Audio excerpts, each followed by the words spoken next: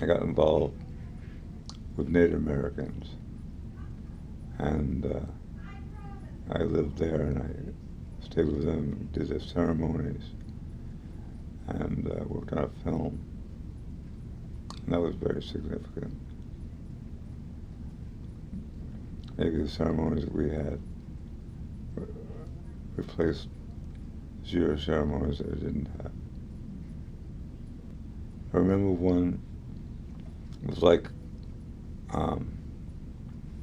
it's called the Uwippi ceremony, where Leonard Crodell was the medicine man. And he wrapped himself in a blanket and he was tied all up, tied up. And it was like a modern day encounter group. Each person would say what's on their mind, what they're feeling, and they go around the room, or the room went around the room,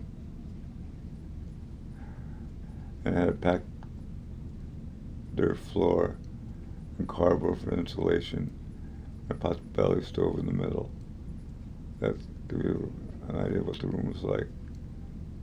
And I thought it was very fascinating that to do something that was 150 years old that was the same as we did right then and there. And then there was a sweat lodge ceremony. I remember, I think they were trying to see how much I could take. They kept adding stones in the middle of it.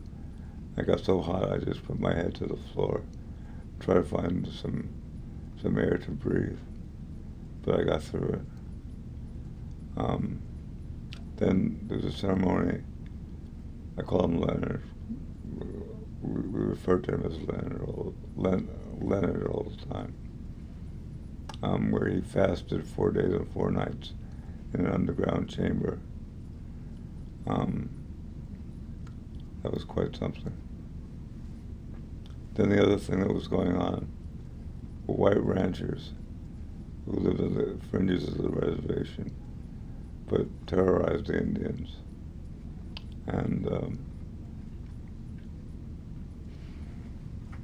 they had shotguns hanging on the back of their pickup trucks, but Indians had to hide their guns.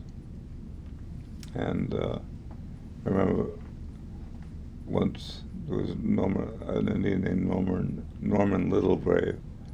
He was shot and then dragged onto his house, up to his house, and the white man was acquitted.